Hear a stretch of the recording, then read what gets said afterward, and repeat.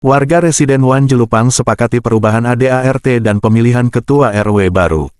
Serpong Utara, tanggal 8 Februari tahun 2025 warga perumahan Residen 1, Kelurahan Jelupang, Kecamatan Serpong Utara, menggelar musyawarah besar pada Sabtu pagi di Taman Borobudur Residen 1. Musyawarah ini dihadiri oleh ratusan warga serta disaksikan langsung oleh Camat Serpong Utara, Lurah Jelupang, dan Kapolsek Serpong. Dalam rapat tersebut, warga secara aklamasi menyepakati sejumlah keputusan penting, termasuk perubahan anggaran dasar dan anggaran rumah tangga ADART, serta pemilihan ulang Ketua RW 014. Keputusan ini diambil sebagai langkah konkret untuk mengakhiri polemik yang selama ini terjadi dan mengembalikan kondusivitas lingkungan. Warga kepada media, ketidakhadiran Ketua RW dinilai sangat merendahkan warga dan menambah ketidakpuasan terhadap kepemimpinan yang ada. Ia pun menyarankan agar Ketua RW segera mundur atau dilakukan pemilihan ulang, ucapnya. Saya berharap agar lurah sebagai pihak yang berwenang dapat segera mengambil tindakan dengan memanggil Ketua RW dan mencabut SK yang telah dikeluarkan. Kami, warga Residen 1, sudah cukup dengan bukti-bukti yang ada.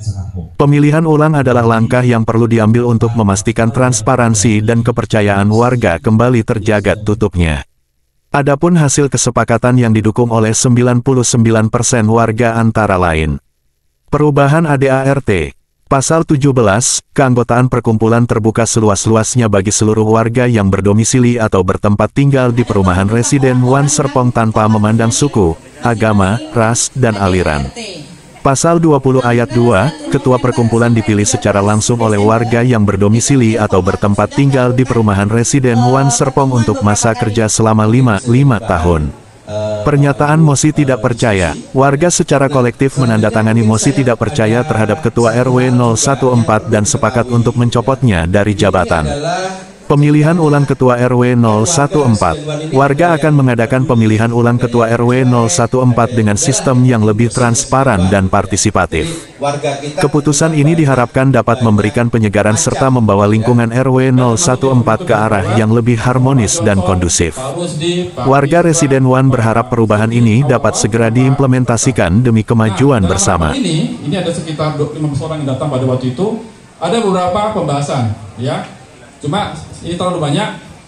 Intinya nomor satu, tim formatur RW dan Forward sepakat perubahan redaksi ADART, ya, menyikapi pertemuan tanggal 25 Oktober, ya. Kemudian usulan perubahan, cuma dua yang mau diubah, pasal 17 sama pasal 20, ya. Ada mengatur masa jabatan anggota Forward, mekanisme Forward yang diatur di ART, ya.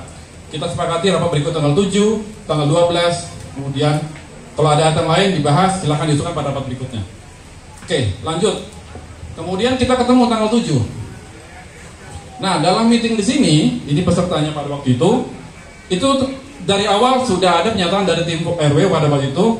Mereka meminta agar surat ditujukan ke notaris oleh warga yang mengatasnamakan bagian dari pengurus warga Residen 1 untuk dicabut terlebih dahulu. Tadi Bu Nuni sempat bilang, ada pengurusan ke notaris pada waktu itu untuk ke pengurusan. Nah, beberapa warga mengetahui ini, mereka bikin surat ke notaris tersebut supaya jangan diubah aktanya, seperti itu. Nah, kemudian akhirnya pada waktu formatur kedua itu, balik dulu Mas, tidak ada keputusan, kita tunda, karena mereka minta untuk cabut dulu baru kita bahas ini. Ya sudahlah, kita stop bahas pada waktu itu, cuma sebentar meetingnya, kita lanjut. Kemudian rapat ketiga, ini rapatnya bergantung kondisif karena kita ada usulan dari RW dan Forward. Pasal Akta 2016 pasal 17 kita sepakati perkumpulan berukuran Ketua RW, Ketua RT ditambah Ketua Forward, Sekretaris Forward, Bendara Forward. Itu aja perubahannya supaya ada kolektif kolegial antara pengurus Forward dengan pengurus RW dalam pengambilan keputusan. Kemudian kita juga mengusulkan pasal 20 ada perubahannya termasuk menyebutkan struktur Forward seperti itu. Nanti bisa dibaca Bapak Ibu. Next. Ini yang datang pada rapat tersebut. Kemudian kita lanjut pada rapat terakhir 13 Desember. Nah, di situ dari awal tim dari RW menyatakan bahwa menyikapi mengenai perubahan ADART ini, mereka menyatakan pada waktu itu pada prinsipnya tidak perlu diubah ADART. Nah, tim baru pada itu menanyakan alasannya apa? Karena mereka tidak esensial untuk diubah perubahan ADART, sehingga deadlock. Ya, jadi tidak ada keputusan karena tim formatur tidak sepakat bahwa usulan di meeting sebelumnya kita teruskan. Habis itu kita dari formatur forward melapor ke Pak Rudi, dari tim formatur RW juga melapor ke Pak RW. Jadi sampai saat ini tidak ada ADRT yang kita bahas untuk diubah. Oke. Next. Nah, ini saya cuma menyampaikan usulan warga ya. Slide ini bukan dari tim formatur, bisa dibaca. Ini juga ada di handout Bapak Ibu supaya tidak menghabiskan waktu. Demikian Bapak Ibu, terima kasih. Nanti ada sesi tanya jawab, silakan ditunjukkan dulu. Terima kasih. Dan Pak Lurah, saya berikan hormat yang sedalam-dalamnya Pak. Oke, tadi saya pikir sudah ngalir dari awal, berjalan sebagaimana mestinya, sudah pada kesimpulan. Namun sebelum kami menyimpulkan, kami tentu akan memberikan ini kepada floor, karena sarana pertemuan pada kali ini tidak lain dan tidak bukan adalah bagaimana kami harus mengambil keputusan. Apa yang kami lakukan di sini akan mencerminkan apakah kami masih dibutuhkan oleh warga. Kalau memang kami tidak dibutuhkan oleh warga, maka kami juga akan dengan legowo mengatakan bahwa kita berada pada tempat yang tidak dibutuhkan.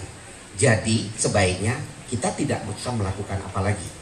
Yang pertama, kami sudah menyurati RW dan jajarannya secara resmi dan patut. Namun segala alasan bisa disampaikan terkait dengan ketidakhadirannya. Hak dia juga untuk tidak datang. Itu yang perlu kita sampaikan. Yang kedua, akan menimbulkan dua pertanyaan yang mungkin nanti bisa dijawab sekalian. Yang pertama, apakah warga menghendaki perubahan terhadap anggaran dasar atau tetap ingin pada anggaran dasar yang lama? Nanti dijawabnya nanti Bu, saya nggak mau mendahului kenyataan Bu. Yang kedua,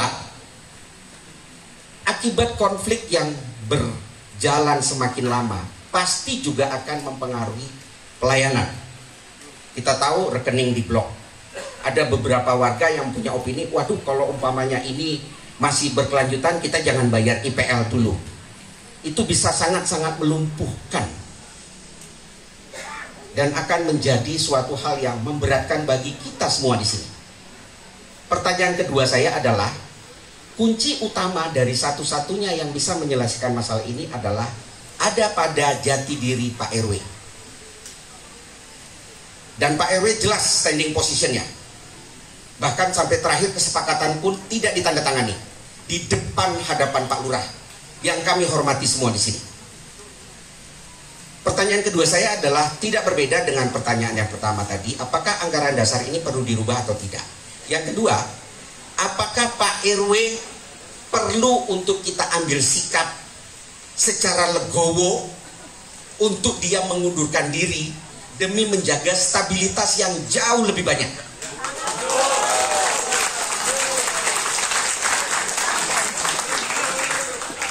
Nah, tentu dari dua jawaban itu kalau sifatnya positif, saya yang juga berprofesi sebagai advokat di sini, nama saya Rusdianto Matulatua, saya tinggal di Red Sapir 2 nomor 50.